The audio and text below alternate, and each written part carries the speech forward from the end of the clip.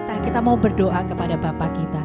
Bapa, kami mengucap syukur pagi hari ini. Terima kasih Tuhan buat segala pertolongan dan kebaikan Tuhan yang kami rasakan dalam hidup kami. Kami mengucap syukur karena kami boleh hadir beribadah di tempat ini. Itu bukan suatu kebetulan, tapi kami percaya ada maksud Tuhan. Ketika kami hadir dalam bait-Mu, kami rindu Tuhan jamahan-Mu. Sungguh-sungguh kami alami pada pagi hari ini. Kami siapkan hati kami untuk memuji dan memuliakan nama Tuhan pagi hari ini di dalam nama Yesus. Haleluya. Amin. Haleluya. Mari Bapak Ibu Saudara saya undang bangkit berdiri. Kita mau sama-sama memuji dan memuliakan nama Tuhan. Sebab Tuhan kita baik. Amin saudara. Berikan tepuk tangan yang meriah buat Tuhan kita. Haleluya. Sebab Tuhan kita baik. Mari kita masuk gerbangnya dengan hati yang bersyukur. Kita mau bersorak memuji nama Tuhan. Haleluya.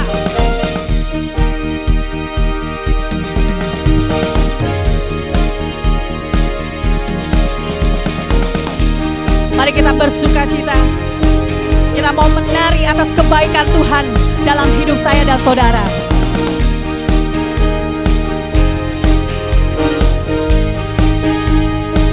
Sama-sama katakan. Ku masuki gerbangnya Tuhan dengan hati yang bersyukur. Ku bersorak memuji Tuhan. Dialah sukacitaku, sebab Dia baik, Dia sungguh baik. Kasih setianya untuk selamanya, sebab Dia baik, Dia sungguh baik. Kasih setianya kekal, sebab Dia baik, Dia sungguh baik. Amin. Kasih setianya untuk selamanya, sebab Dia baik, Dia sungguh baik. Kasih setianya kekal selamanya.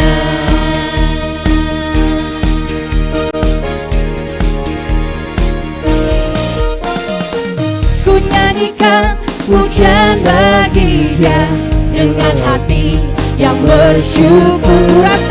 Ku rasakan kebaikannya di sepanjang hidupku. Katakan, sebab Dia baik, Dia sungguh baik. Kasih setianya untuk selamanya, sebab Dia baik, Dia sungguh baik. Kasih setianya kekal, sebab Dia baik, Dia sungguh baik. Amin. Kasih setianya untuk selamanya, sebab Dia baik, Dia sungguh baik. Kasih setianya kekal, kasihnya tak pernah berubah. Dulu sekarang dan selamanya. Terpujilah Tuhan, terpujilah Yesus, terpujilah. Amin.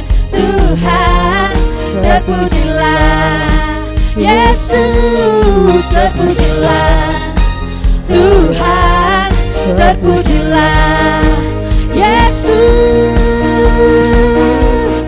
Sebab Dia baik, Dia sungguh baik. Kasih setianya untuk selamanya, sebab Dia baik, Dia sungguh baik. Kasih setianya kekal. Oh, sebab Dia baik. Kasih setianya untuk selamanya, sebab Dia baik, Dia sungguh baik. Kasih setia yang merasakan kebaikan Tuhan, katakan, Dia sungguh baik.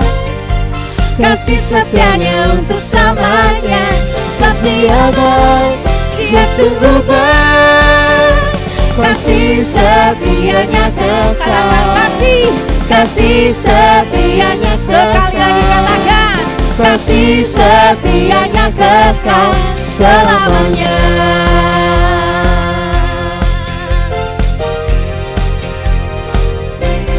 Sebab Dia baik. Haleluya. Yang merasakan bahwa Tuhan kita baik, katakan haleluya. Mau lebih lagi buat Tuhan. Berikan tepuk tangan buat Tuhan sekali lagi yang terbaik buat Dia. Sebab Dia mau hati buat saya dan saudara.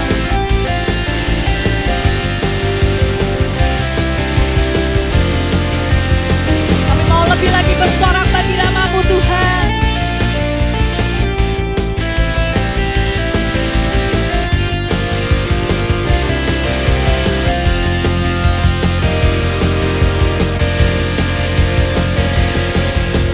Dia mati bagiku, Dia bangkit bagiku, Dia Tuhan Allah penyelamatku. Katakan, kuasa maut dikalahkan, hidupku dipulihkan. Dia Tuhan Allah kemenanganku. Sama-sama katakan, Dia sungguh baik, Dia sangat baik. Yesus, Dia baik bagiku. Dia sungguh baik, Dia sangat baik. Yesus, Dia baik bagiku. Katakan, Dia ada di dalamku, Dia ada di dalamku, bergerak di hidupku. Dia Tuhan Allah kekuatanku, Dia penuhi hatiku, Dia penuhi hatiku. Amin. Dengan kuasa kasih-Nya, Dia Tuhan Allah kemenanganku. Dia sungguh baik, Dia sangat baik. Yesus, Dia baik bagiku. Dia sungguh baik, Dia sangat baik. Yesus, Dia baik bagiku. Mari sama-sama kita mau lebih lagi bertepuk tangan buat Tuhan kita.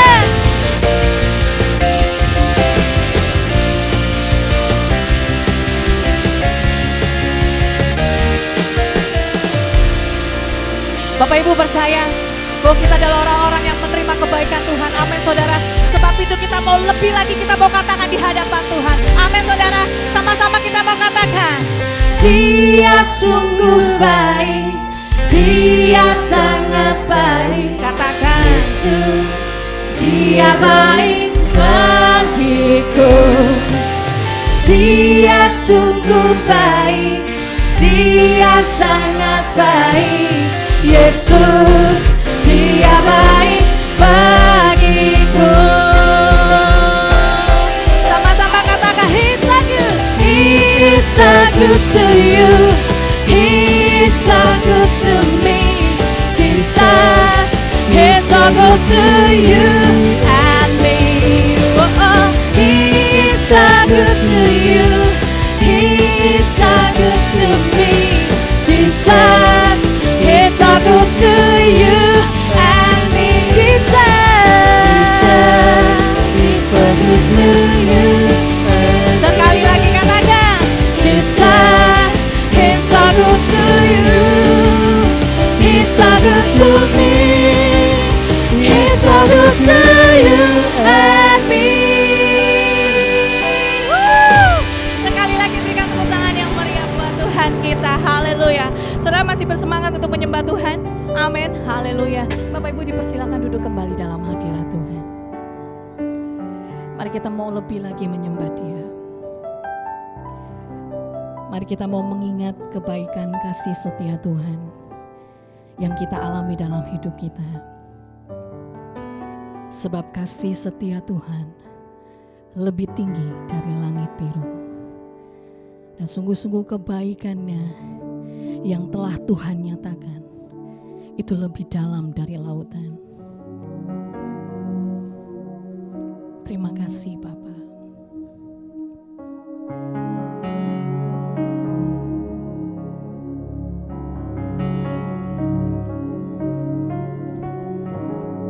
Kasih setiamu yang ku rasakan lebih tinggi dari langit biru. Kebaikanmu yang telah Kau nyatakan dalam dari lautan.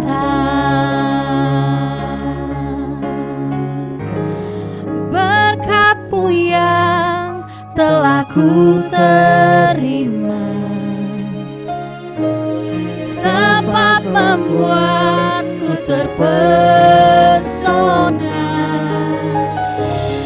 Apa yang tak pernah ku pikirkan, itu yang Kau sediakan bagiku. Siapakah aku ini, Tuhan? Jadi biji mata-Mu. Dengan apakah ku balas Tuhan selain puji dan sembahan?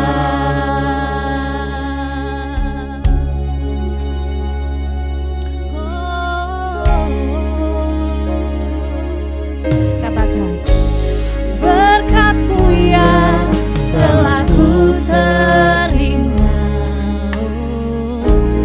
sempat membuatku terpesona. Apa yang tak pernah ku pikirkan, amin, itu yang Kau sediakan bagiku. Oh, siapakah aku ini, Tuhan? Jadi biji mata-Mu. Dengan apakah ku balas Tuhan selain puji dan sembahan? Siapakah kami, Tuhan? Siapakah aku ini, Tuhan? Menjadi biji mata-Mu. Jadi biji mata-Mu. Oh, dengan apakah ku balas Tuhan selain puji dan sembahan? Mari lebih lagi katakan, siapakah aku ini, Tuhan? Menjadi biji mata-Mu.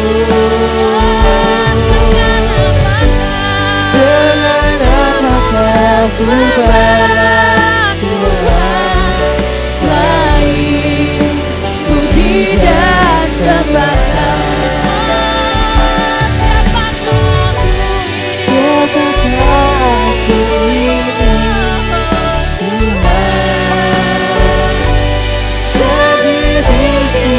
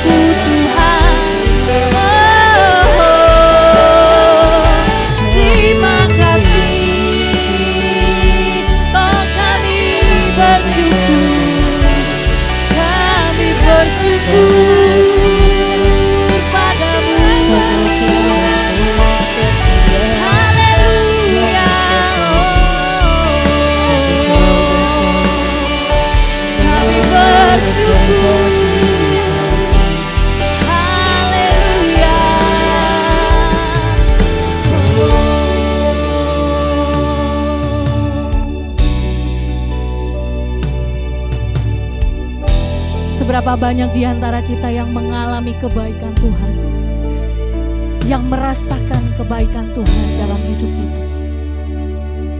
Bapak Ibu Saudara, kebaikan Tuhan tidak bisa dilihat hanya yang besar saja. Tetapi ketika kita mengalami kebaikan, ketika kita bisa bangun tidur, melangkahkan kaki kita dari tempat tidur, itu adalah kebaikan Tuhan. Hal yang kecil pun itu adalah kebaikan daripada Tuhan. Itu adalah mukjizat yang Tuhan berikan kepada kita. Sebab itu sudah sepatutnya kita menghargai kebaikan dan kasih Tuhan kepada setiap kita. Mari kita menghargai kebaikan Tuhan dari hal yang kecil. Bukan hal yang besar Bapak Ibu Saudara, tetapi hal yang kecil. Mari kita mau bersyukur karena kita boleh bernafas. Kita boleh bangun di pagi hari. Kita boleh melihat orang yang kita kasihi. Bahkan kita boleh beribadah.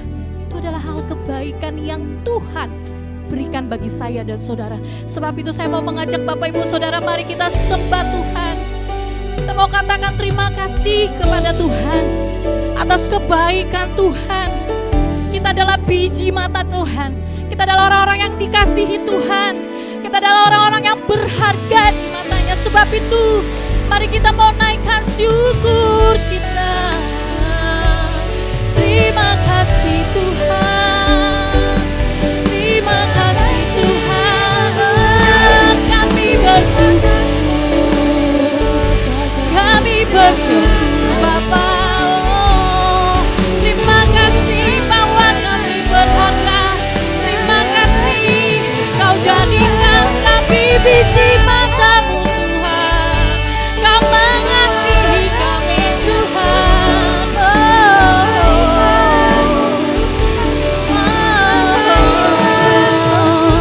Terima kasih Bapa buat segala kebaikan-Mu dalam hidup kami Tuhan.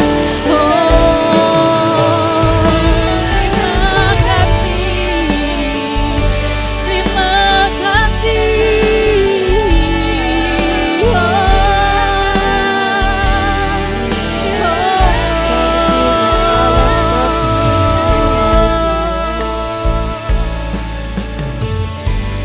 Siapakah aku ini Tuhan?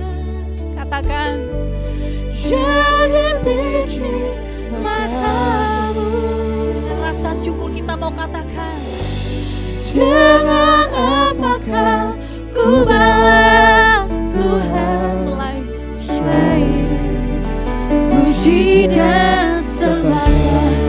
Oh, siapakah aku Tuhan? Siapakah aku ini Tuhan? Engkau menjadikan kami biji mata-Mu. Oh,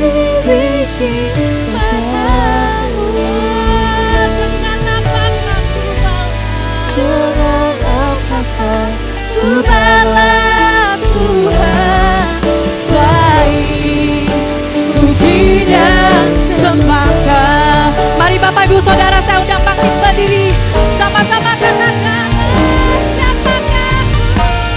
siapakah aku ini Tuhan? Terima kasih Tuhan, jadi biji mata-Mu.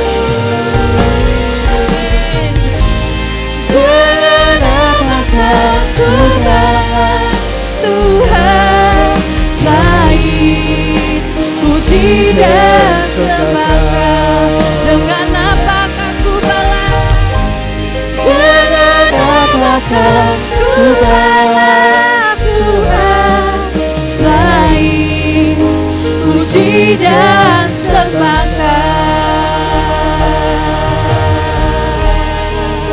Benar Tuhan, dengan apakah kami balas segala kebaikan dan kasih setia-Mu selain kami memuji dan menyembah-Mu? Sebab Engkau Allah yang layak ditinggikan, Engkau Allah yang layak disembah. Haleluya. Bagi Dia segala pujian, hormat serta syukur kekal selamanya. Bagi Dia segala pujian, hormat serta syukur selama-lamanya. Katakan bagi Dia, bagi Dia segala pujian, hormat serta syukur kekal selamanya.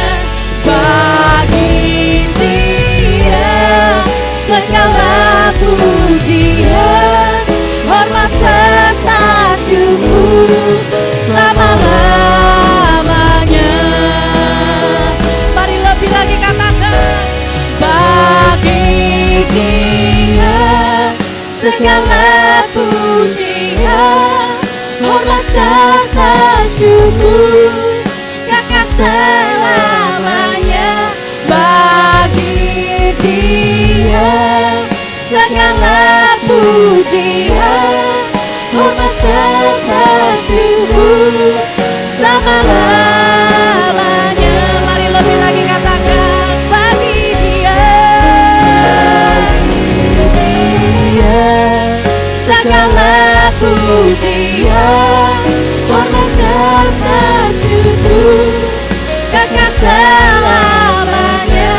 Bagi Dia segala pujian, hormat serta syukur selama-lamanya.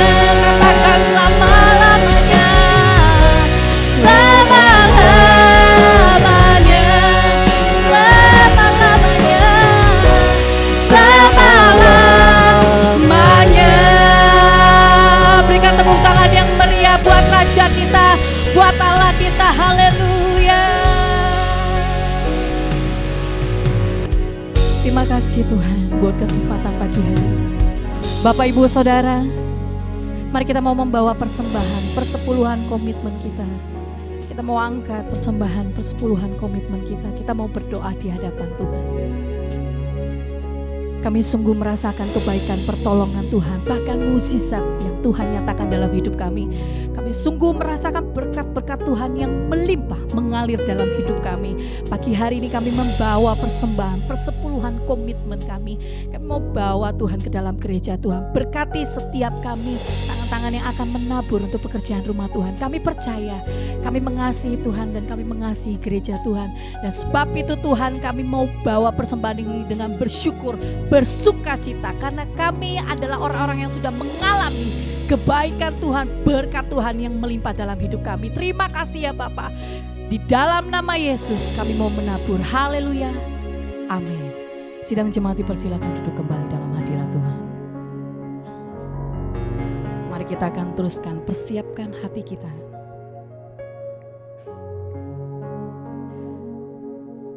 Terima kasih Bapa. Kemanakah kami dapat pergi? Menjauhi roh-Mu yang suci. Karena Engkaulah sahabat. Engkau dekat dengan kami Tuhan. Sungguh besar pengorbanan-Mu bagi kami. Dan sungguh indah kasih Tuhan dalam hidup kami. Terima kasih Bapa. Kemanakah aku dapat pergi, menjauhi roh-Mu yang suci, Kau sahabat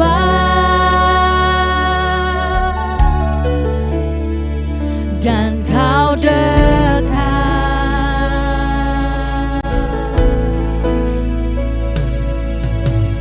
Bahkan seluruh pengabdianku tak bisa membalas kesetiaan-Mu, sungguh mulia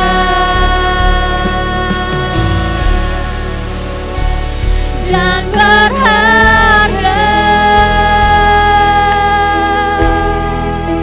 Sungguh besar pengorbanan-Mu bagiku, terlalu dalam untuk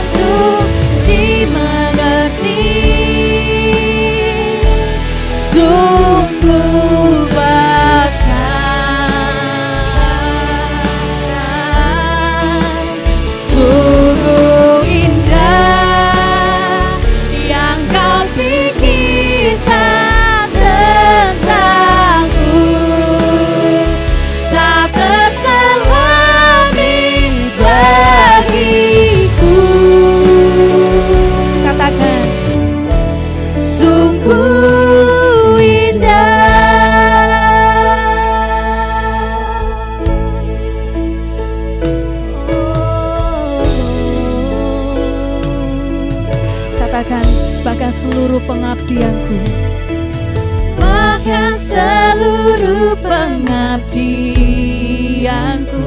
Tak bisa membalas kesetiaan-Mu Tuhan.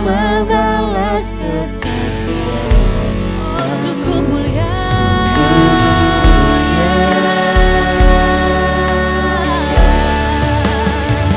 Dan berharga, sungguh besar, sungguh besar pengorbananmu bagiku, terlalu dalam untuk dimengerti. Sungguh besar, sungguh indah yang Kau pikirkan tentangku. Tak terselami bagiku. Sungguh indah, oh, sungguh besar pengorbananmu bagiku, terlalu dalam untuk dimengerti. Yes, Lord.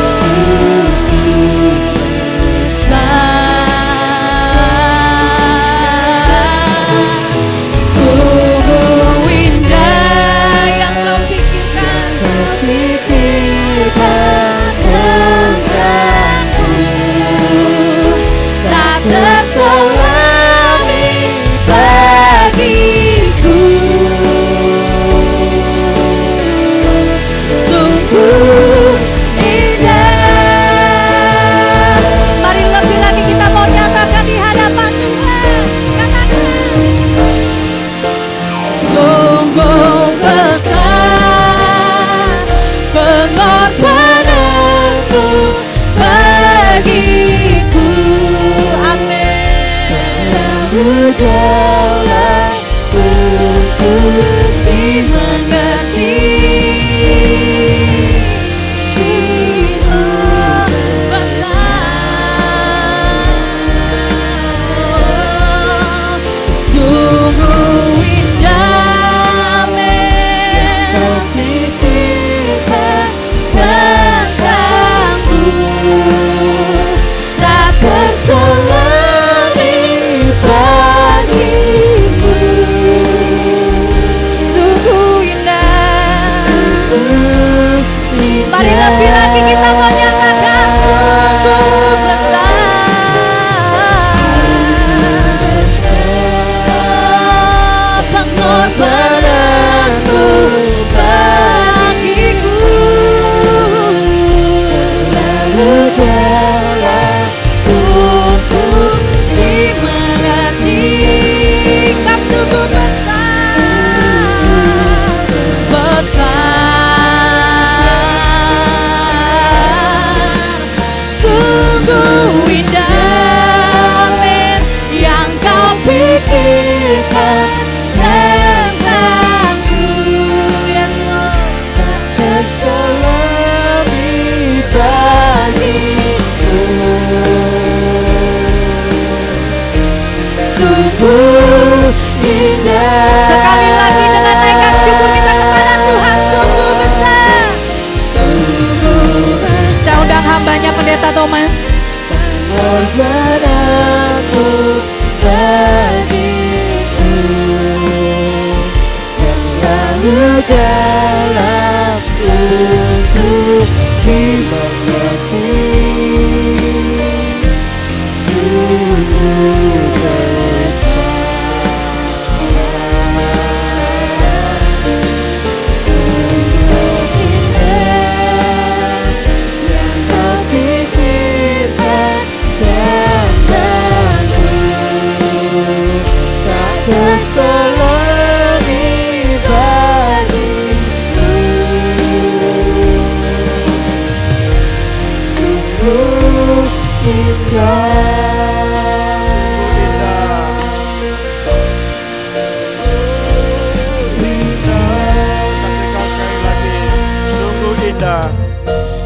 Sungguh indah.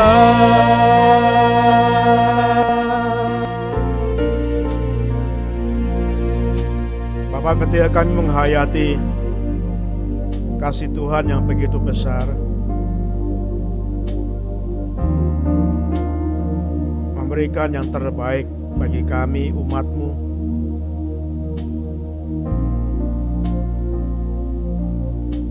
bahkan rela berkorban bagi kami. Penderitaan kematian Tuhan di kayu salib, bukti pengorbanan yang terbesar. Terima kasih ya Bapa. Biarlah kami boleh menghayati pengorbanan Tuhan. Biarlah pengorbanan Tuhan yang begitu besar ini benar-benar mampu membuat kami juga mengasihi Tuhan, memberi yang terbaik untuk Tuhan. Terima kasih Bapa. Kami mau belajar firman-Mu pada pagi hari ini tentang pengorbanan yang luar biasa dari Tuhan. Biarlah Roh Kudus membimbing kami untuk kami dapat mengerti firman-Mu. Bahkan kami rindu Tuhan, tolong kami supaya kami juga dapat melakukan, memberikan yang terbaik kepada Tuhan. Kami juga berdoa untuk anak-anak yang sebentar akan berpisah dengan kami. Mereka juga beribadah dengan cara mereka sendiri. Biar Tuhan memberkati. Juga guru yang membimbing, Tuhan berkati, supaya mereka bertumbuh mengenal Tuhan, percaya Yesus sebagai Tuhan Juru Selamatnya. Terima kasih Bapa di surga. Kami serahkan doa kami di dalam nama Tuhan Yesus. Amin.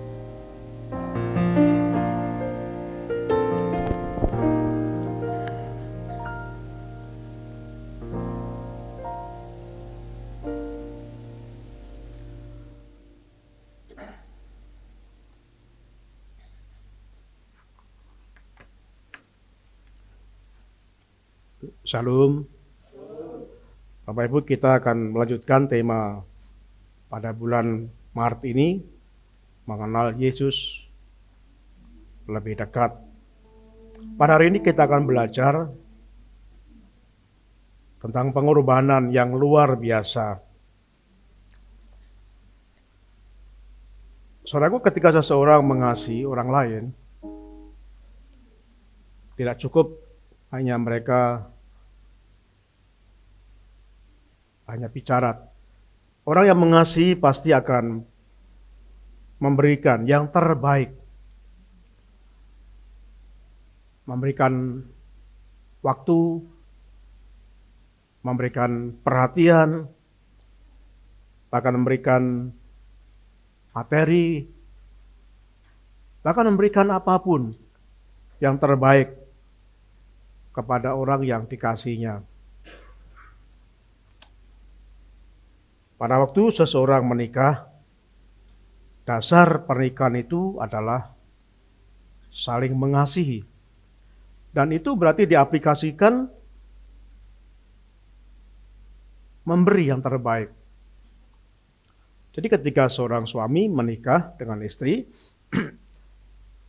otomatis mereka berjanji memberikan waktunya, memberikan perhatiannya, bahkan memberikan segalanya bagi istri yang dikasihi.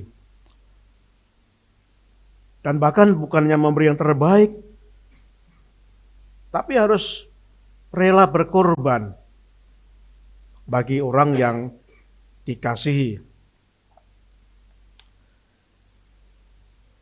Saudaraku, tema kita hari ini adalah pengorbanan yang luar biasa. Diambil dari Yohanes pasal 10 ayat yang ke-12 sampai 13. Yohanes pasal 10, saya akan mulai membaca dari ayat yang ke-11 sampai 13.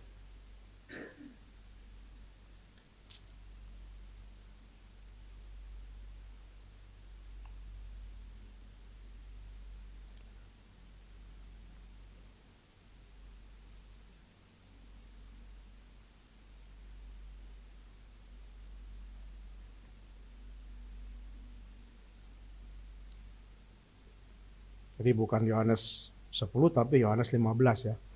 Itu di slide ada, belum nongol. Yohanes 15 ayat 11 sampai dengan ayat yang ke-13. Bapak Ibu bisa membaca bersama dengan saya.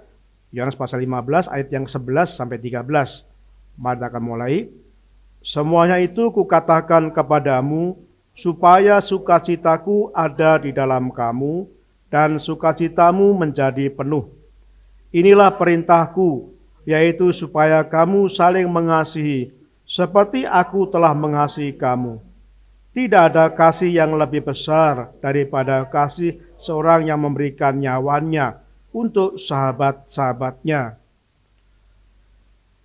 Saudaraku, mungkin perkataan ini hanya perkataan yang disampaikan oleh Yesus dan hanya Yesus yang sanggup melakukannya. Mungkin ada orang yang bisa mengasihi, banyak orang mengasihi orang lain. Tetapi ayat 13 ini menyatakan inilah satu-satunya yang luar biasa, memberikan nyawa untuk sahabat-sahabatnya. Dan bahkan saya berpikir, merenungkan, Yesus bukan pengorbanan yang terbesar, tapi pengorbanan yang terbesar dari yang terbesar. Kenapa? Karena dikatakan ayat ini memberikan nyawanya bagi sahabat-sahabatnya. Sedangkan Yesus memberikan nyawanya bukan hanya untuk sahabat-sahabatnya, tapi memberikan nyawanya untuk orang yang membenci dia. Luar biasa. Saya merenungkan, ya kalau berbuat baik atau berkorban untuk orang yang baik dengan kita, mungkin kita bisa lakukan. Tapi kalau berkorban juga termasuk orang yang membenci kita, ini merupakan pengorbanan yang luar biasa. Saudaraku yang dikasihi Tuhan, ada seorang anak, dia pemuda, dia mempunyai hobi berjudi. Jadi judinya itu pakai uang ya, menggunakan uang. Sekali dia menang, kemudian itu mendorong dia untuk semakin berani lagi untuk taruhan berjudi semakin besar. Dan kemenangan itu hanya sekali, tapi kekalahan-kekalahan itu justru memicu dia untuk semakin penasaran. Dan dia berharap satu saat pasti akan menang dalam perjudian itu. Itulah sebabnya dia berjudi, kemudian dia mulai mengambil barang orang tuanya yang bisa dijual untuk judi. Setelah nggak ada barang itu, lalu mulai pinjam. Jadi pinjam sana, pinjam sini, lalu untuk berjudi. Akhirnya tidak ada lagi orang yang mau meminjami, dan dia ditagih orang-orang yang meminjamkan uang untuk berjudi itu. Ya, namun ditangkap, kemudian disekap dalam sebuah tempat dan diberitahukan, kamu nggak akan bisa keluar dan kami nggak akan melepaskan kamu sebelum kamu membayar hutang kami, melunasi hutang kami. Saudara, berita itu akhirnya sampai kepada orang tua anak muda ini. Orang tuanya seorang janda yang miskin, sederhana. Dia pekerjaannya menjadi pembantu rumah tangga di tangganya. Begitu mendengar anaknya sedang disekap orang karena harus membayar hutang itu, ibunya sangat sedih. Nggak berdaya. Karena berapa gaji seorang pembantu? Dimakan saja sudah cukup. Lalu akhirnya ibu itu berpikir untuk mencari tambahan pekerjaan supaya mendapatkan uang tambahan. Dan satu-satunya pekerjaan yang ibu ini bisa lakukan hanyalah menjadi seorang pemecah batu. Nah, biasanya di desa itu ada batu-batu kali yang besar, kemudian dipecah gitu ya, menjadi batu-batu yang kerikil yang kecil, dan itu dijual di pengepul. Ibu ini salah satu menjadi pemecah batu. Hari pertama dilakukan, tangannya mulai sakit sekali karena harus memegang palu yang besar itu. Dan kadang-kadang palunya meleset dan terkena tangan kirinya, berdarah. Tapi nggak dirasakan. Tangan ibu itu banyak yang memar, bahkan keluar darah. Tangan kanannya sudah kasar, luka-luka. Setelah sekian bulan, akhirnya ibu itu bisa mengumpulkan uang, sejumlah bisa menebus anaknya itu. Lalu ibu itu datang pada orang yang menyekap anaknya dengan membawa sejumlah uang itu. Dan begitu anaknya dibayar, lalu anak itu dilepaskan, anak itu merangkul sang ibu. Dan ketika memegang tangan ibunya, anak bertanya, "Ibu, apa yang kau lakukan? Mengapa tanganmu hancur seperti itu?" Ibu ini berkata, "Ibu mengasihi kamu, nak. Ibu menambah pekerjaan dengan memecahkan batu besar menjadi batu kecil. Dan sering tangan ibu terpukul, kena palu itu. Sehingga banyak yang memar, bahkan berdarah ini, seperti ini." Anak itu menangis. Dia memeluk ibunya dengan penuh kasih sayang. Dan dia berkata, "Bu, saya nggak akan berjudi lagi. Karena ini akan membuat ibu sedih. Kami nggak akan mengulangi kebiasaan yang buruk ini." Bapak Ibu, saudaraku yang kasih Tuhan, kita melihat bahwa pengorbanan ibu itu sangat besar kepada anaknya. Bukan untuk kepentingan ibu, tapi untuk anak yang sangat dikasihi.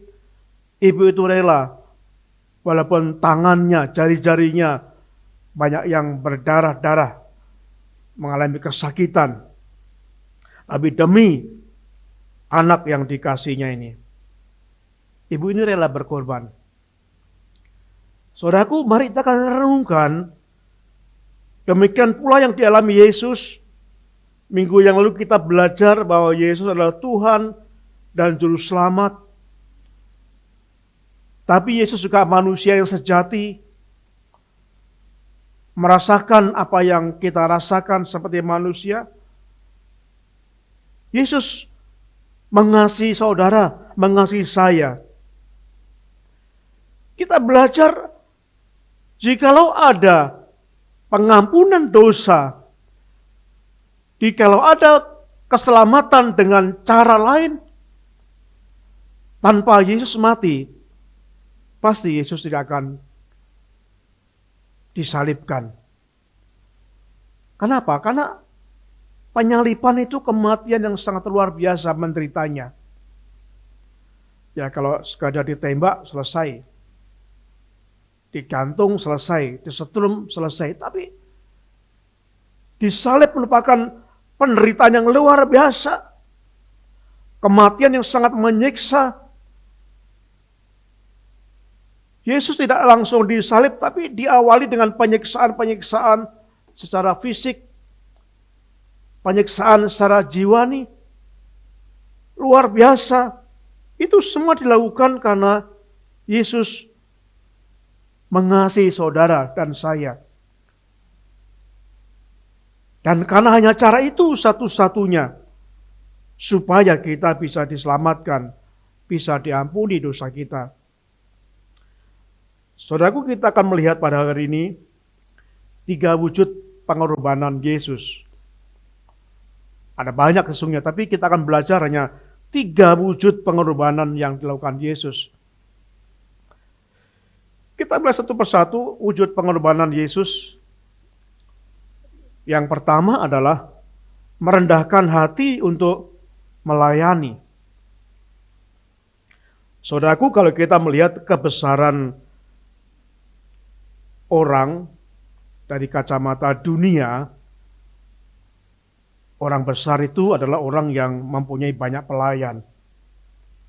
Yang dilayani, apa-apa dilayani. Yang mempunyai kedudukan yang tinggi sehingga banyak dilayani. Mempunyai banyak pelayan. Itu dalam kacamata pengertian dunia. Tapi dalam pengertian firman Tuhan, kebesaran seseorang itu diukur dari 2 hal. Yang pertama diukur dari apakah kita mau melayani orang lain. Lukas 22.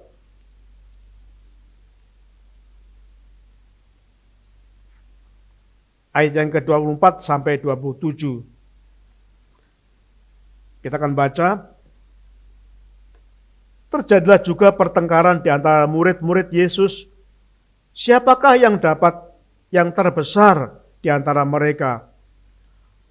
Yesus berkata kepada mereka, raja-raja bangsa-bangsa memerintah rakyat mereka dan orang-orang yang menjalankan kuasa atas mereka disebut pelindung-pelindung.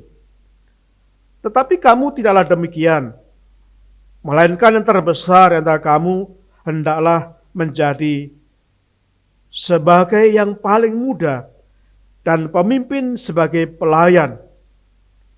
Sebab siapakah yang lebih besar, yang duduk makan atau yang melayani?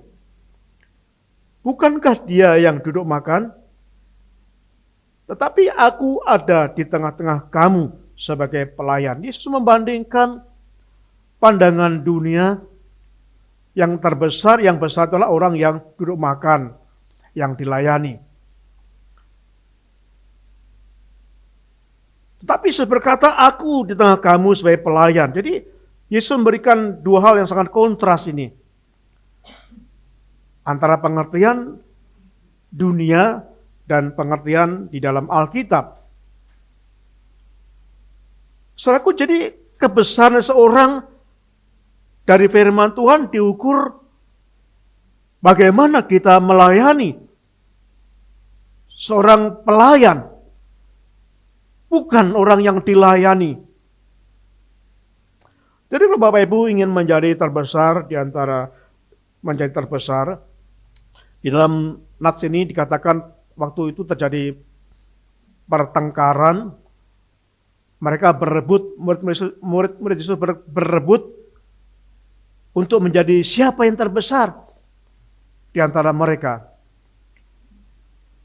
Dan Yesus menjelaskan konteks ini bahwa yang terbesar adalah yang menjadi pelayan. Saya nggak tahu Bapak Ibu bagaimana menerapkan hidup ini. Kita masih hidup di dunia,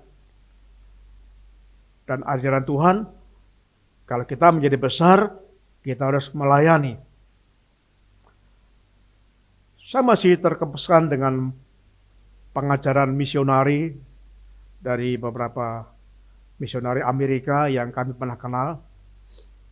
Mereka meninggalkan Indonesia, mereka meninggalkan negaranya, datang ke Indonesia itu benar-benar mereka menjadi pelayan.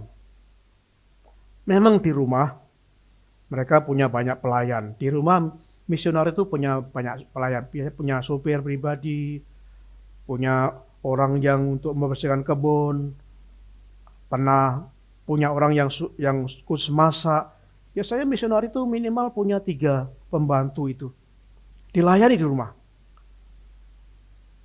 Tapi dalam prakteknya tidak memposisikan pembantu itu sebagai pelayan. Dia menghormati, menghargai, memperlakukan pembantu-pembantunya itu seperti orang lain, seperti diri sendiri.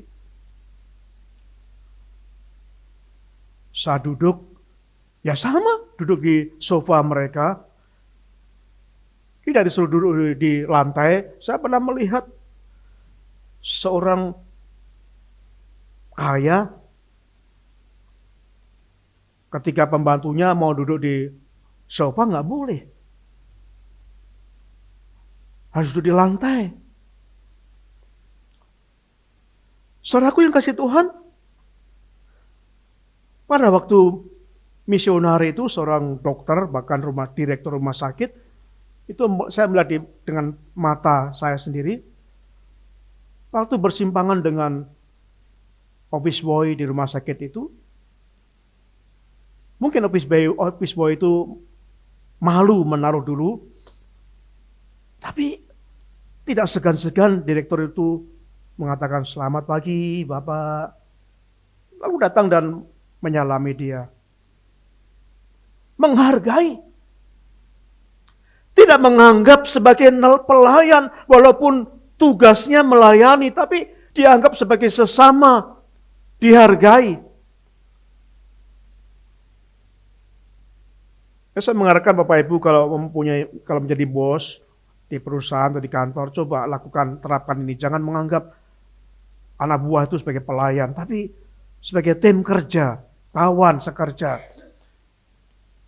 Jadi kebesaran seseorang di dalam pemandangan Yesus adalah bukan yang dilayani, tapi yang melayani. Bahkan dikatakan di dalam firman Tuhan yang kita baca ini, saudaraku, lalu bangunlah Yesus dan menanggalkan jubahnya. Ia mengambil selai kain lenan dan mengikatkannya pada pinggangnya. Kemudian ia menuangkan air ke dalam sebuah basi dan mulai membasuh kaki murid-muridnya, lalu menyekanya dengan kain yang terikat pada pinggangnya itu. Membasuh kaki. Tradisi waktu itu orang datang, biasanya ketika bertamu, di setiap depan rumah itu ada tempat pembasuhan. Dan biasanya ada seorang pembantu yang membasuh tamu, yang membasuh kaki, tiap-tiap tamu yang datang. Dan pada waktu itu, ketika berkumpul murid-muridnya, tidak ada satupun yang tergerak, yang mau, yang rela membasuh kaki mereka. Nggak ada. Lalu Yesus mengambil inisiatif itu. Dia mengambil kain, mengambil air dan dituangkan di dalam baskom. Lalu dengan penuh kasih, Yesus membasuh kaki murid-muridnya itu. Memberikan teladan. Bahwa dia benar-benar yang terbesar karena mau membasuh kaki. Dia memberikan teladan bahwa sungguh-sungguh ada kerendahan hati di dalam melayani. Saudaraku, melayani itu, kalau kita lihat kemampuan, itu adalah talenta, itu pemberian Tuhan. Gak boleh dibanggakan, itu pemberian Tuhan. Jadi kalau ada orang yang sangat pandai, menjadi singer, suaranya bagus, itu pemberian Tuhan. Jangan disombongkan, jangan bangga. Kalau orang yang bisa mengajar sekolah minggu dengan luar biasa, maka menyampaikan firman dengan luar biasa, ya nggak boleh sombong. Karena itu pemberian Tuhan. Tapi yang Tuhan inginkan, kecuali kita ada kemampuan melayani itu, bagaimana kita melayani dengan rendah hati? Rendah hati ini milik kita. Tergantung kita, apa kita memproses, apa kita mau sungguh-sungguh menyerahkan hati kita kepada Tuhan dan tunduk pada Tuhan, supaya hati kita menjadi rendah hati. Karena ada orang yang dengan sombong melayani Tuhan. Wah iya, kalau bukan saya mana mungkin bisa. Saudaraku yang kasih Tuhan, kalau kita melihat dalam firman Tuhan yang kita renungkan ini, sungguh-sungguh Yesus memberikan teladan kepada murid-muridnya. Yesus yang maha tinggi,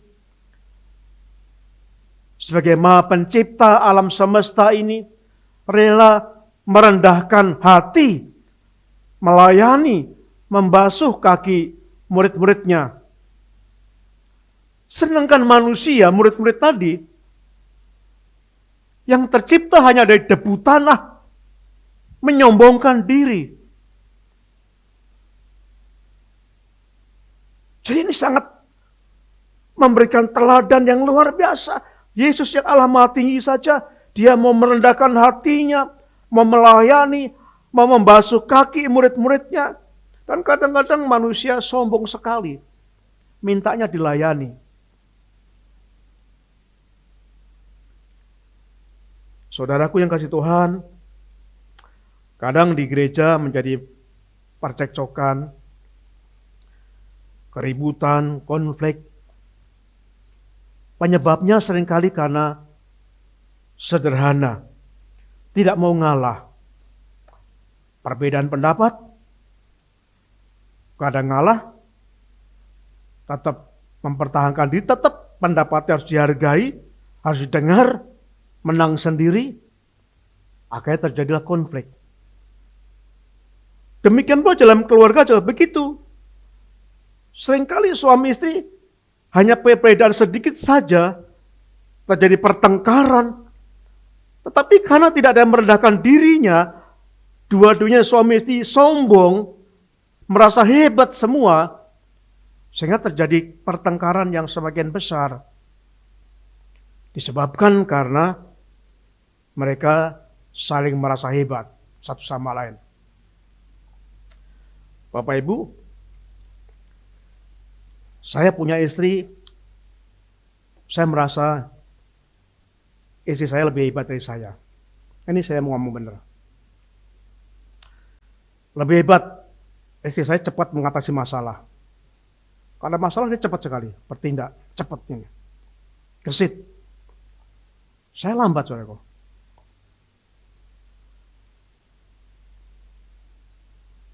Istri tetap responsif, tetap cepat merespon. Dan saya lambat. Istri suka belajar. Dia nggak punya background kesehatan, tapi banyak orang mengira istri saya itu sekolah perawat. Banyak teman pendeta telepon, "Bu, kalau ini sakit, ini obatnya apa?" Dikira perawat. Padahal enggak. Karena pengalaman kenapa saya. saya sering sakit ini dan ini saya baca itu. Banyak belajar. Sehingga tahu obat ini apa. Dan saya herannya itu di luar kepala. Enggak punya catatan. Saya dengar kadang-kadang ketawa. Ketika teman pendeta telepon ibu, "Bu, saya sakit alergi, obatnya apa?" "Oh, obat ini langsung ini." Langsung apal namanya, saudara. Bahkan berapa mili apal. Karena belajar. Dia lebih hebat dari saya. Istri saya lebih terkenal. Bapak Ibu kalau di rumah, di lingkungan RT, nggak ada yang kenal saya. Tapi semua kenal istri saya, Bu Esther. Oh, kenal. Kalau tanya Bapak Thomas, nggak kenal. Tapi kalau Bu Esther terkenal. Di RT lebih dikenal. Di gereja, di Pamulang Square, mulai dari pimpinan Pamulang Square, legalnya, manajemen, bahkan sampai security yang dikenal Bu Esther. Saya enggak. Lebih dikenal. Di kalangan pendeta, saudaraku, Ibu Esther sering diminta menyampaikan firman Tuhan di Persekutuan Pendeta Baptis Jakarta, Banten.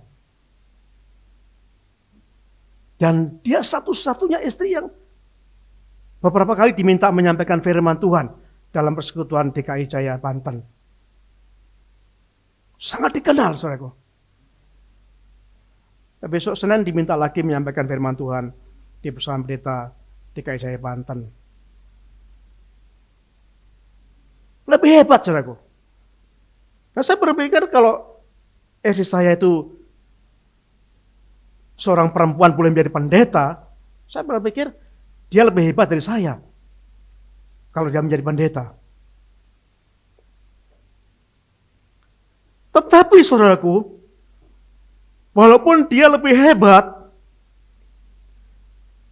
dia tetap menghargai saya sebagai suami. Semua yang akan dilakukan disaringkan dengan saya, bahkan kadang-kadang izin dengan saya, apa yang boleh dilakukan dan tidak boleh. Saya percaya Bapak Ibu Saudaraku, kita semua hebat. Kita semua hebat, tetapi kalau kita saling menghargai, menganggap engkau yang lebih penting, engkau yang lebih utama, pasti suasananya akan lebih indah. Saudaraku yang kasih Tuhan, firman Tuhan mengajar kepada kita supaya kita saling menghargai, saling menghormati. Kalau kita sungguh memiliki hati seperti Yesus, merendahkan hati, serela melayani, penuh dengan rendah hati, menganggap yang lain lebih utama, saya membayangkan dunia ini akan menjadi damai. Konflik terjadi karena tidak yang mengalah. Kalau keluarga suami istri ini, mereka merendahkan hati masing-masing, menganggap yang penting, pasti damai. Jadi saudaraku, yang pertama wujud pengorbanan Yesus adalah dengan rendah hati melayani. Kuncinya adalah rendah hati. Mari kita melayani Tuhan dengan rendah hati. Menempatkan diri kita benar-benar sebagai pelayan. Kita merendahkan hati kita. Menganggap orang lain lebih penting. Sehingga kita bisa menempatkan diri kita sebagai pelayan.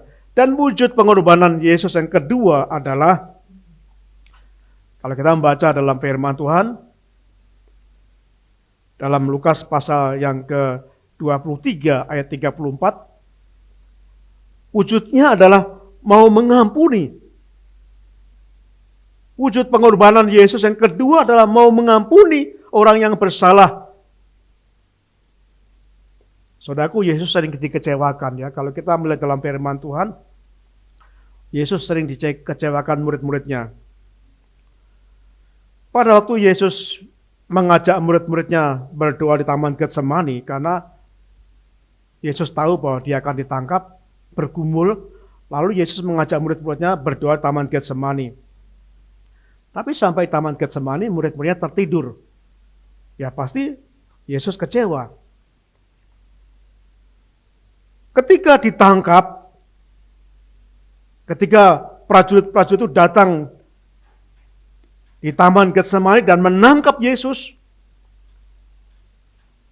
murid-muridnya malah tunggang langgang. Mereka lari satu persatu. Sehingga Yesus gak ada membela. Nah itu juga membuat Yesus kecewa.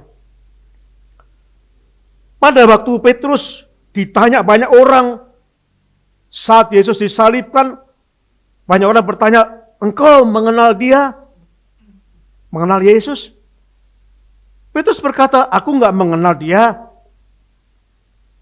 Bahkan sampai 3 kali sebelum ayam berkokok, bahkan Petrus bersumpah, aku tidak mengenal dia. Pasti Yesus kecewa dengan Petrus.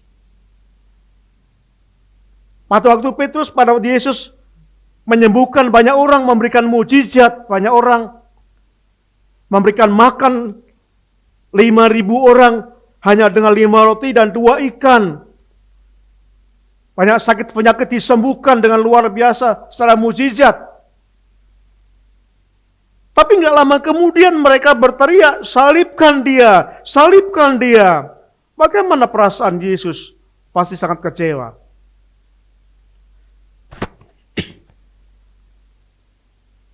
Saudaraku yang kasih Tuhan, tapi respon Yesus berkata, ya Bapa, ampunilah mereka. Yesus sering dikecewakan. Saat sekarang pun mungkin Yesus kecewa dengan kehidupan saya dan saudara. Betapa sulitnya saya dan saudara melakukan apa yang Tuhan perintahkan. Betapa sulitnya kita untuk setia berdoa yang seperti Tuhan berikan teladannya. Betapa banyak orang meremehkan untuk membangun hubungan dengan Tuhan. Pasti Yesus kecewa pada orang yang seperti itu. Yesus mengajarkan bagaimana kita melayani. Tapi faktanya banyak orang gak mau melayani. Pasti Yesus kecewa. Dia mengajarkan bagaimana kita setia beribadah. Banyak orang gak setia beribadah. Pasti setia dan banyak sekali hal-hal yang mengecewakan Yesus, termasuk saya dan saudara. Mungkin membuat Yesus kecewa. Memang Yesus berkata, ya Bapa ampunilah mereka. Kata berikutnya, sebab mereka tidak tahu apa yang mereka perbuat. Kalau mereka nggak tahu, ya dimaklumi. Tapi kita sudah tahu bagaimana. Kita sering belajar firman Tuhan, sering mendengar perintah Tuhan. Kita sudah tahu berkali-kali, bahkan berpuluh-puluh tahun. Kita tahu itu, tetapi kalau kita tetap tidak melakukan itu, ya itu sangat mengecewakan Tuhan.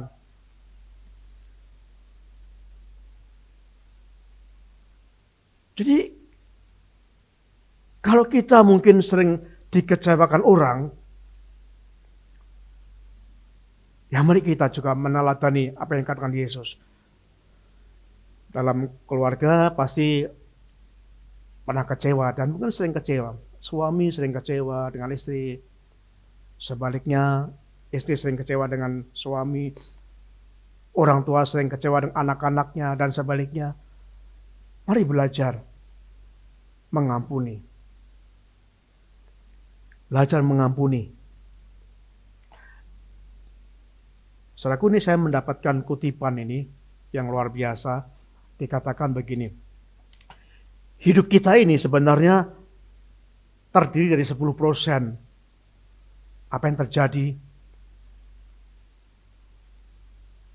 dan 90% respon kita terhadap yang terjadi. Jadi kita perhatikan perbandingan itu 10% dibanding 90%. 10% itu kita nggak bisa memilih peristiwa itu terjadi. Peristiwa negatif terjadi. Tapi Tuhan ingin kita meresponnya supaya reaksi kita merespon hal yang negatif itu seperti Tuhan katakan, merespon secara positif. Jadi setiap peristiwa itu kita nggak bisa menolak. Kadang-kadang nggak disengaja, nggak diduga terjadi masalah itu. Tapi yang penting bagi Tuhan, bagaimana kita merespon terhadap peristiwa itu. Ya kita nggak bisa me- istilahnya tuh menghalau, melarang burung hinggap di kepala kita. Kita nggak bisa. Kita nggak bisa menghalau burung penerbangan itu. Nggak bisa kita. Kita nggak bisa. Burung jangan terbang di atas saya. Nggak bisa. Yang kita bisa lakukan bagaimana kita menghalau ketika burung itu bersarang di kepala kita. Jadi artinya apa? Bagaimana kita merespon peristiwa yang terjadi itu secara positif. Saya bayangkan, saudaraku, kalau Yesus merespon peristiwa orang-orang yang menyakitkan dirinya tadi dengan merespon yang negatif, saya nggak tahu, mungkin Yesus kena stroke kali ya. Kena stroke mungkin. Banyak jengkel misalkan. Mungkin Yesus tekan darahnya tinggi sekali. Mungkin Yesus terkena kanker. Kenapa, saudaraku? Karena penyakit itu bisa mempengaruhi, bisa terjadi karena hati kita gak sejahtera. Ada banyak penyakit secara fisik terjadi karena masalah-masalah yang terjadi.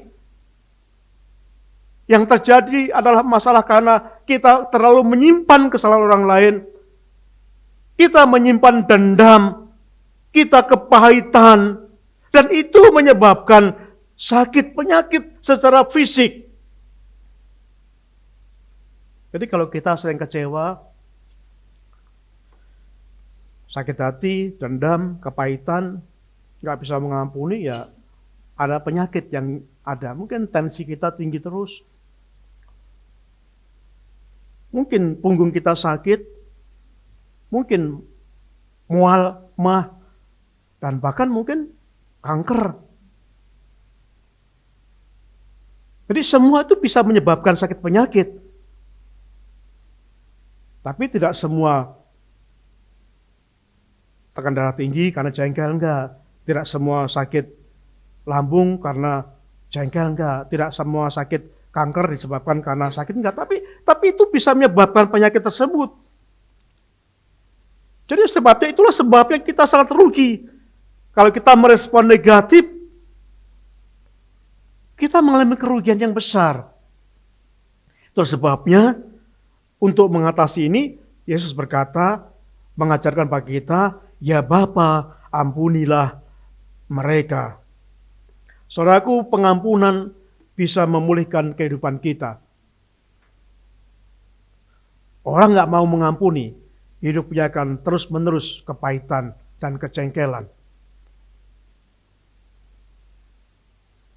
Pengampunan akan bisa menyebabkan hidup kita berkenan kepada Tuhan. Pengampunan bisa berdampak. Berkat-berkat Tuhan dicurahkan kepada kita. Pengampunan akan berdampak hidup kita mengalami kebahagiaan. Itu sebabnya, saudaraku, kita akan belajar meresponnya. Segala peristiwa itu dengan positif. Buanglah sakit hati. Buanglah dendam. Buanglah belajar. Dan kita akan belajar seperti Yusuf. Saudaraku, kita tahu peristiwa Yusuf itu sejak waktu masih muda dia dijual saudaranya. Dijual, saudaraku. Bukan TKW, tapi dijual saudaranya dan dijadikan budak. Di Mesir, dia menjadi budak. Akhirnya dia bekerja di rumah sebuah pejabat Mesir, namanya Potifar. Dan karena Yusuf parasnya sangat elok, sangat cakap, sehingga istri Potifar tertarik, birahi. Dan ketika istri Potifar ingin melakukan perbuatan berzina, tapi Yusuf menolaknya, sehingga Yusuf dimasukkan penjara.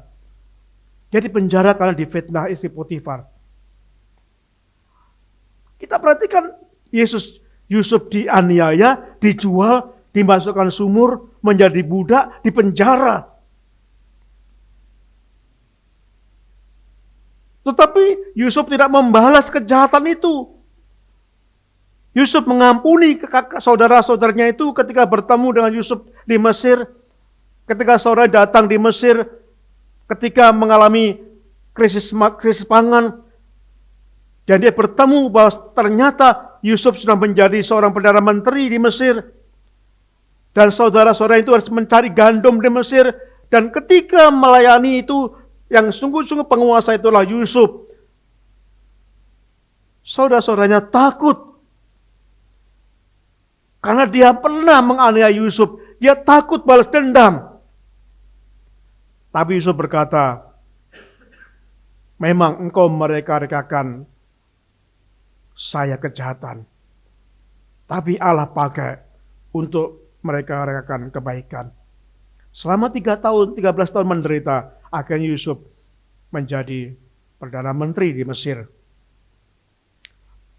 Dan Yusuf tidak dendam kepada saudaranya yang pernah menjual. Tapi Yusuf justru mengampuni. Bahkan Yusuf memberikan tempat, menjadikan daerah yang disebut Gosen, tempat yang paling subur di Mesir, diberikan kepada keluarga saudara-saudaranya itu, sehingga mereka hidup. Kita belajar bagaimana pengajaran Tuhan Yesus, supaya kita mengalahkan kejahatan dengan kebaikan. Ada orang, iya Pak, saya belajar mengampuni Pak. Saya nggak akan membalas kejahatan dengan kejahatan. Suatu saat saya pernah dilempari kotoran oleh tetangga saya, dilempar kotoran manusia, dilempar, pas, kena saya Pak. Ya, saya nggak membalas kejahatan. Saya lempar dia dengan setangkai bunga mawar dengan pot-potnya, pas, hancur mukanya. Susah saudaraku, kita belajar juga, saya juga belajar, susah saudara. Bagaimana membalas kejahatan dengan kebaikan itu susah sekali. Karena kalau kita nggak bisa membalas, kita tuh pandangan dunia itu, wah kita kalah, kita lemah. Ya mari kita belajar bersama-sama. Saya juga mau belajar. Mari belajar supaya kita meneladani Yesus. Saudaraku, wujud yang ketiga pengorbanan Yesus itu ketika Yesus menyerahkan nyawanya bagi kita. Ini pengorbanan yang terbesar. Saudara, kalau kita melihat Yesus mati bukan karena dibunuh. Walaupun Yesus disalib dan saya mati oleh algojo pasukan Romawi, tapi Yesus mati bukan karena dibunuh. Saudaraku, ini beda dengan manusia. Kalau saya dan saudara, kita tuh mati karena Tuhan mengambil nyawa kita. Kita nggak bisa ngelak. Kapan Tuhan mengambil nyawa? Bukan, Tuhan jangan dulu Tuhan. Jangan dulu Tuhan. Saya belum menikah Tuhan. Nggak peduli. Waktunya ambil. Nggak bisa mengelak. Kalau manusia tuh mati karena nyawanya diambil Tuhan. Tapi Tuhan nggak demikian. Kita melihat, kita membaca firman Tuhan dalam Yohanes pasal 10 ayat 17 dan 18.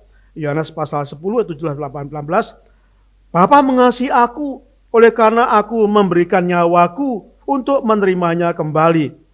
Tidak seorang pun mengambilnya daripadaku, melainkan aku memberikannya menurut kehendakku sendiri. Aku berkuasa memberikannya dan berkuasa mengambilnya kembali. Inilah tugas yang ku terima dari Bapa. Itu bayangkan, Yesus mati bukan karena nyawanya diambil, enggak. Yesus mati bukan karena dia dibunuh, tidak. Yesus berkata, kalau aku mau, aku bisa mengutus malaikat-malaikat itu datang. Jadi Yesus mati bukan karena nyawa itu diambil, tapi menyerahkan nyawanya. Waktu di kayu salib dia berkata, Telestai, sudah selesai. Lalu Yesus menyerahkan nyawanya. Ini yang luar biasa. Yesus menyerahkan nyawanya. Bukan karena dia dibunuh.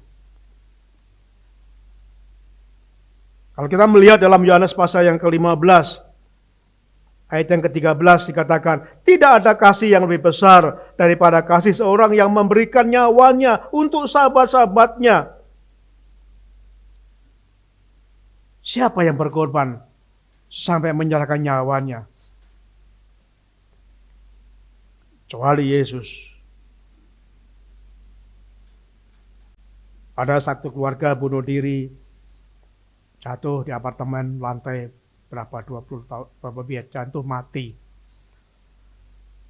Dan ternyata dugaan polisi sementara karena dia terlilit utang online. Ada utang online, sehingga satu keluarga itu bunuh diri. Ya itu bukan menyerahkan nyawa karena bunuh diri. Tapi Yesus menyerahkan nyawanya. Dia berkata, sudah selesai ya Bapa, kuserahkan nyawamu. Dalam tanganmu kuserahkan. Saudaraku, ini bukti Yesus memberikan nyawanya. Yesus berkorban. Kepada saya dan saudara. Tanggal 29 nanti kita peringati Jumat Agung kematian Yesus. Bukan karena Yesus dibunuh. Bukan karena disalib. Tapi dia menyerahkan nyawanya. Supaya saya dan saudara bisa diselamatkan. Saudaraku, kalau kita membaca dalam konteks ini, saudaraku, coba perhatikan ini di atas kayu salib ini terjadi pertukaran ya. Yesus yang suci, yang maha suci, itu menjadi dosa. Karena di salib itu, pengertian salib itu karena dosa, karena kesalahan, sehingga dihukum sampai mati di salib. Yesus maha suci, tapi dia menjadi dosa. Sedangkan saya dan saudara yang berdosa, supaya menjadi suci, karena diampuni Yesus di kayu salib itu. Yesus yang sehat, dia rela menanggung sakit yang menderita, penyaliban yang luar biasa.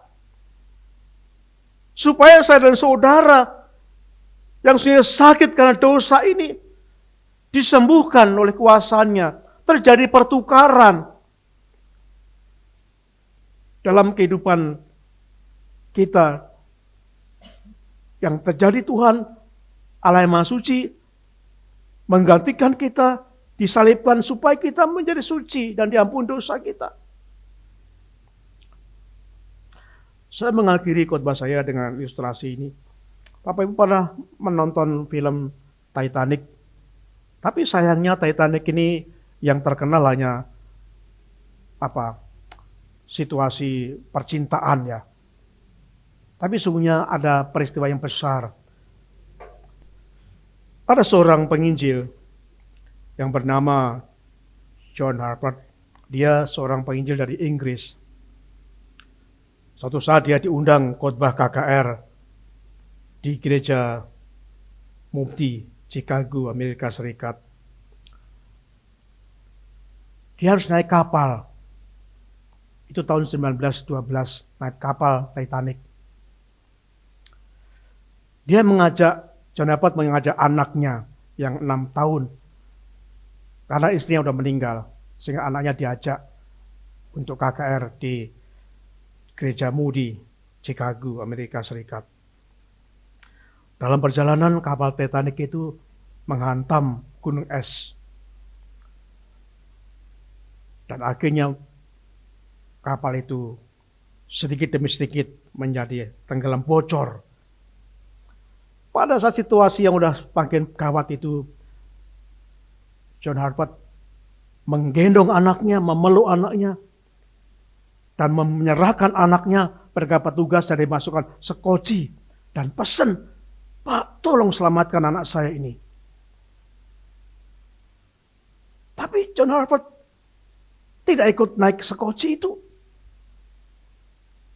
Dia masuk di lorong-lorong kapal itu.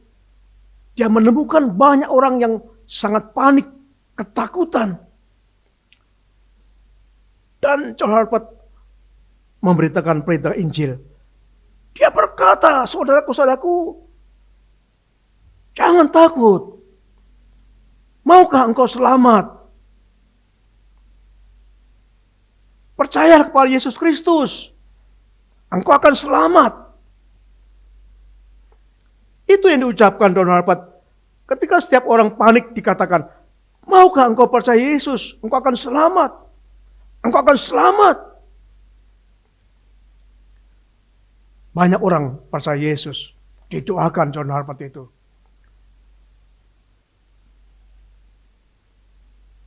Saudaraku, walaupun akhirnya John Harpeth itu mati tenggelam bersama kapal Titanic itu, tapi banyak orang bertobat. Situasi yang panik itu digunakan John Harpeth bersaksi. Kemudian 4 tahun berikutnya, setelah peristiwa itu terjadi 4 tahun kemudian, di kota Ontario, Kanada, ada pertemuan orang-orang yang bisa selamat dari kapal Titanic ini. Mereka ada pertemuan di sana dan mereka saling mengucapkan syukur, menceritakan pengalamannya. Ada seorang yang berkata, ada seorang yang namanya saya waktu itu kenal John Harpeth. Dia berkali-kali berkata pada saya, percaya pada Tuhan Yesus. Percaya Tuhan Yesus, akan selamat. Tetapi saya menolak. Tapi John Harpeth itu tidak putus asa. Dia terus dan akhirnya saya pun percaya Yesus Kristus. Saya doakan John Harpeth. Dan pada saat John Harpeth berdoa setelah mendoakan saya, amin. John Harpeth tenggelam dan mati.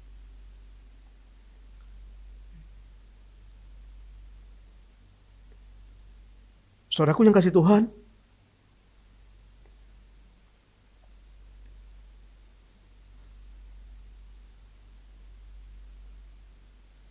bagi orang itu, John Harpeth adalah pahlawan iman.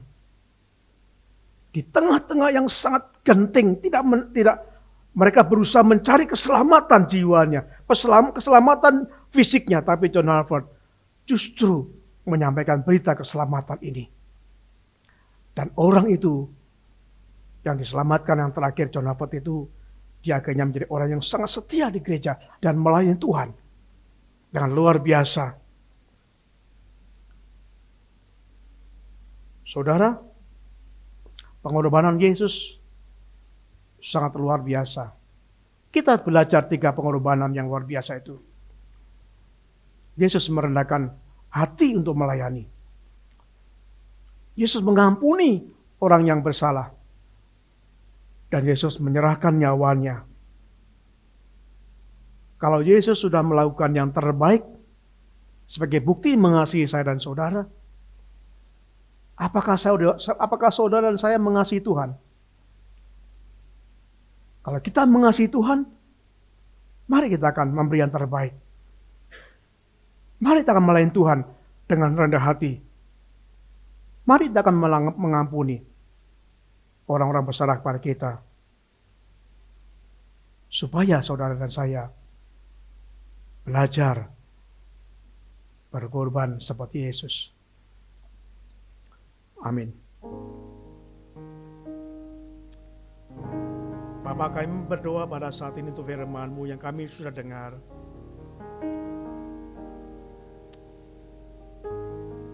Kami merenungkan firman-Mu ya Tuhan, betapa besar pengorbanan Yesus.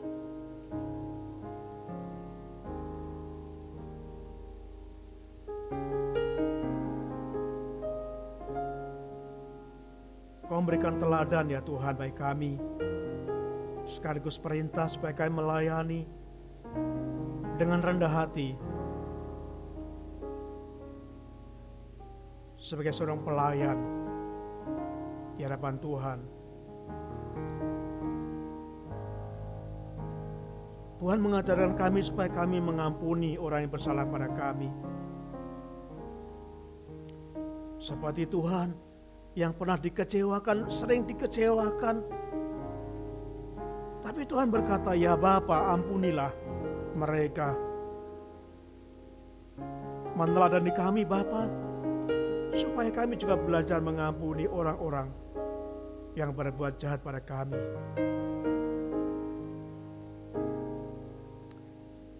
Engkau berkorban nyawa bagi kami.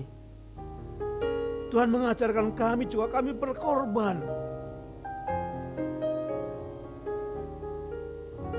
untuk orang-orang yang kami kasih, untuk Tuhan memberi yang terbaik.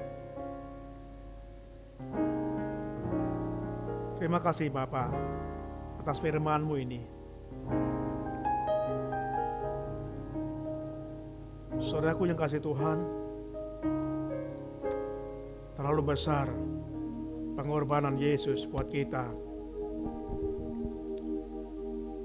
Kita renangkan terus, belajar terus bagaimana mengenal Tuhan lebih dalam.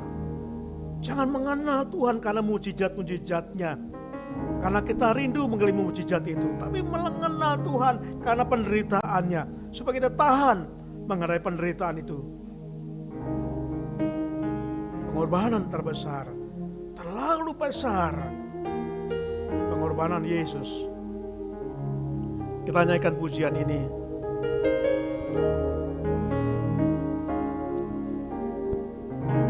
Telah kulihat bukti kasih-Mu, Kau menderita gantikanku dengan darah-Mu, dengan darah-Mu. Kau selamatkanku. Kini ku hidup menyenangkan-Mu. Katakan, telah kulihat, telah kulihat bukti kasih-Mu, Kau menderita gantikanku dengan darah-Mu. Kau selamatkanku. Kini ku hidup menyenangkan-Mu.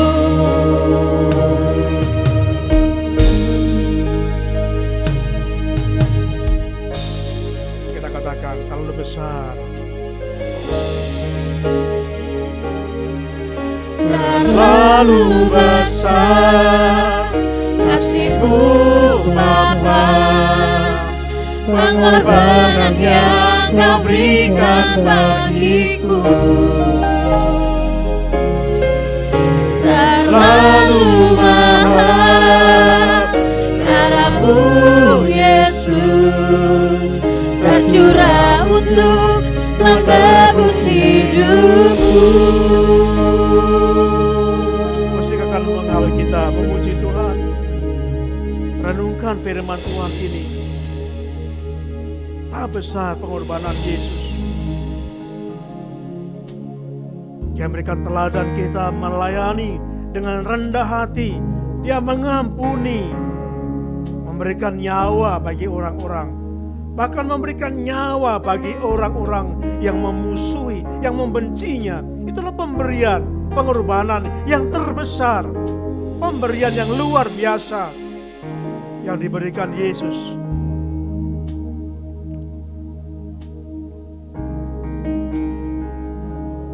Saudara, mari kita renungkan firman ini. Momen-momen menjelang Paskah Jumat Agung ini jangan kita lewatkan, tapi renungkan kembali pengorbanan yang besar. Biarlah pengorbanan itu membuat kita bertumbuh semakin setia, semakin taat kepada Tuhan.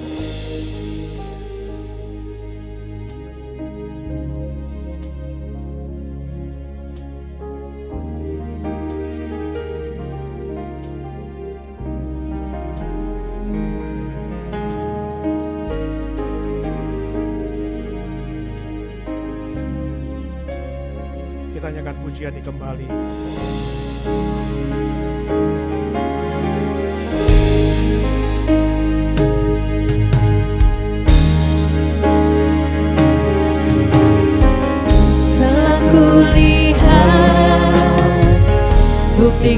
kasih-Mu. Kau menderita gantikanku. Dengan darah-Mu Kau selamatkanku. Kini ku hidup menyerahkanmu. Terlalu besar, Terlalu besar kasih-Mu Bapa, pengorbanan yang Kau berikan bagiku. Terlalu mahal darah-Mu Yesus, tercurah untuk menebus hidupku. terlalu besar, Terlalu besar kasih-Mu Bapa, pengorbanan yang Kau berikan bagiku. Terlalu mahal darah-Mu Yesus, tercurah untuk menebus hidupku.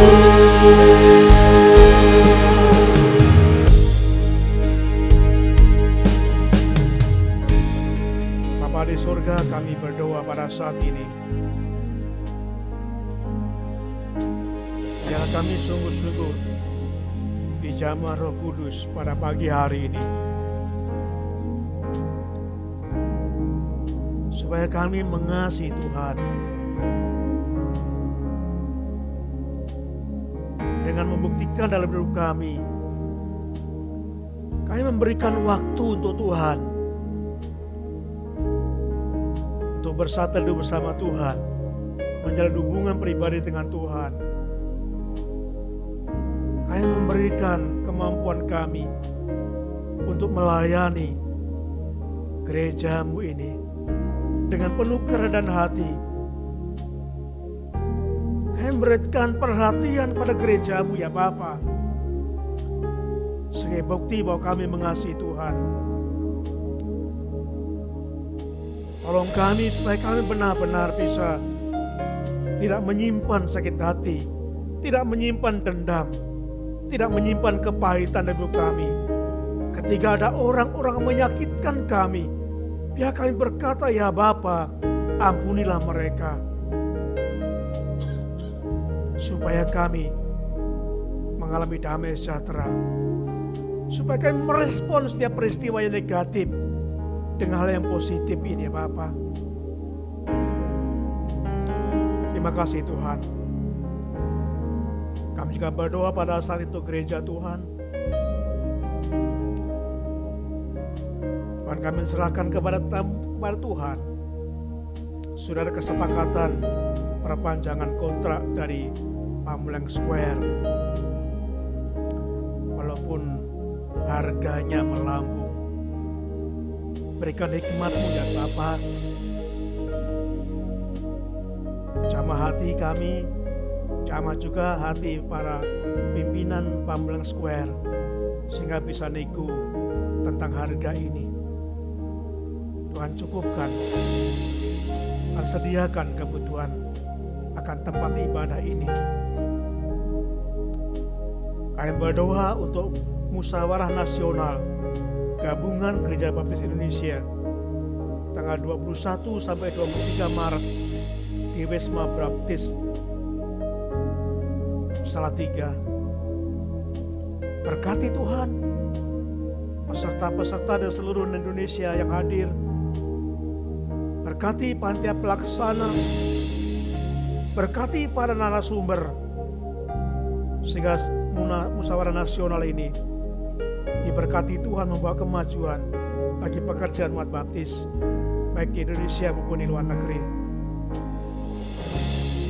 Kami berdoa untuk Komisi Pemilihan Umum yang pada tanggal 20 nanti akan mengumumkan hasil tetap pemilihan umum. Tuhan, berikan hikmat-Mu kepada seluruh rakyat bangsa Indonesia ini, sehingga tidak terjadi kekacauan, Bila sungguh Tuhan jamah para pemimpin-pemimpin, para elit-elit politik, sehingga kami membawa bangsa ini, mementingkan kebersamaan, kesatuan bangsa ini. Apakah kami berdoa saat ini, kami menyerahkan kepadamu untuk pelayanan Ibu Esther. Pada besok pagi akan kembali dipercaya menyampaikan firman Tuhan di persekutuan para pendeta DKI Jakarta dan Banten. Tuhan, berikan kuasa-Mu sehingga firman disampaikan akan menjadi berkat bagi kami para hamba-Mu Tuhan. Berikan kuasa-Mu sehingga sungguh-sungguh firman ini akan berkuasa mengubah kami, supaya kami sungguh-sungguh lebih setia pada Tuhan, lebih semangat dalam melayani Tuhan. Kami berdoa, saudara kami Bapak Siaan, kami tidak jemu-jemu menyerahkan saudara kami ini Bapak. Kami tetap berharap Tuhan berikan kesabaran pada Pak Siaan. Biarlah imannya tetap kuat, walaupun dalam penderitaan ini Tuhan berikan kesanggupan Pak Siaan menghadapi semua ini. Tuhan jamah juga Ibu Siaan yang merawat, yang pasti mengalami kejengkelan, kejenuhan. Tuhan tolong jamah Ibu Siaan, berikan kekuatan untuk menghadapi semua ini. Kami bersyukur Tuhan telah memberikan kesembuhan kepada Mas Dwi. Setelah mengalami sakit waktu lalu, mengalami sesak napas, kami bersyukur ya Bapa, memberikan kesembuhan pada Mas Dwi saat ini, sehingga dokter menyatakan sembuh. Dalam nama Yesus, Tuhan terus pulihkan kesehatan Mas Dwi. Kami berdoa untuk Bapak Limar yang juga sungguh mengalami sakit, sering mengalami batuk dan masalah sakit yang lain pada ginjalnya. Kami berdoa dalam nama Tuhan Yesus, Tuhan jamah saudara kami ini. Ulurkan tangan yang penuh ajaib dari Tuhan, tangan yang penuh kasih. Dalam nama Tuhan Yesus, kami mohonkan Pak Limar sembuh, pulih, sehat, sempurna, karena kuasa Tuhan yang sangat ajaib itu. Kami berdoa pada saat itu Tuhan, berdoa untuk saudara kami Eli yang menantikan pengumuman penerimaan mahasiswa baru di Universitas Brawijaya Malang melalui jalur SNPP. Tuhan berkati pada tanggal 26 nanti pengumumannya. Bila sungguh yang terbaik Tuhan berikan kepada saudara kami Eli, sehingga Eli tetap setia pada Tuhan. Kami berdoa untuk keluarga besar Bapak Firman Siregar yang berduka, yang saat ini dalam proses pemakaman kakak ipar yang dikasihnya di rumah duka di Bogor. Berkati acara ini Bapak, supaya semua prosesi dilewati dengan baik.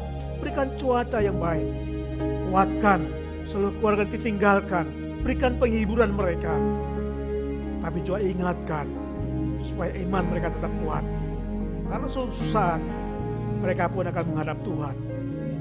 Terima kasih Bapak di surga. Saudaraku, saya beri kesempatan saudara sebelum mengakhiri ibadah ini, silakan berdoa.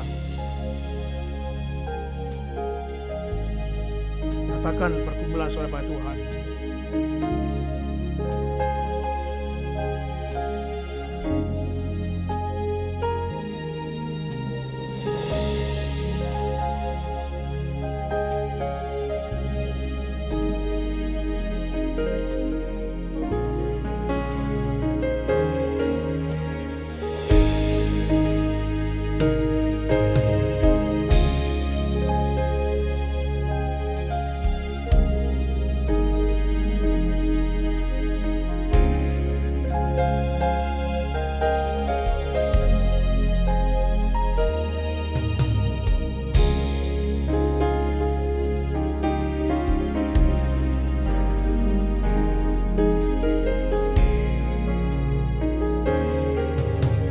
Kita akan berdiri bersama-sama.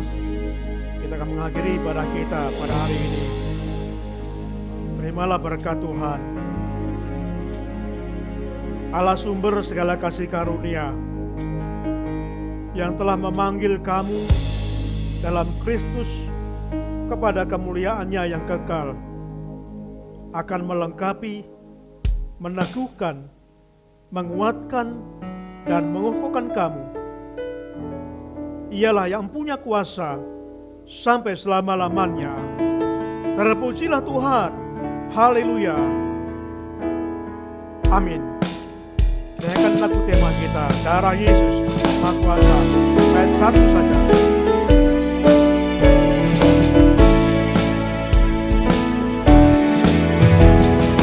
Maukah engkau bebas dari beban, menyerahkan penuh Sang Penebus? Maukah engkau iblis dikalahkan, harapkan penuh menebus? Darah Kristus Maha Kuasa menebus dosamu. Darah Kristus Maha Kuasa menebus penuh dosa. Darah Yesus Maha Kuasa.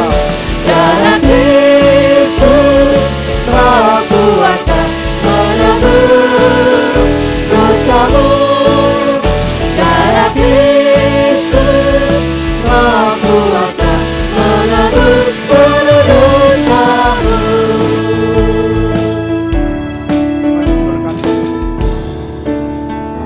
Bapak Ibu dipersilakan duduk kembali mengambil saat teduh.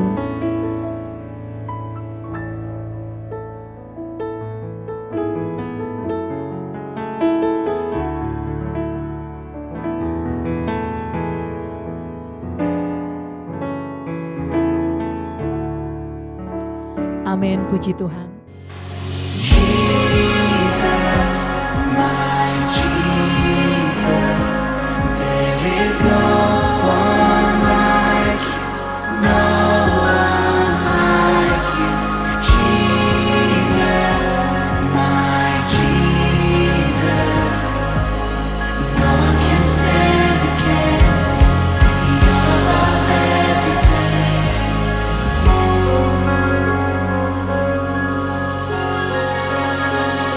I will praise, I will worship with every breath and everything I am. Release your power.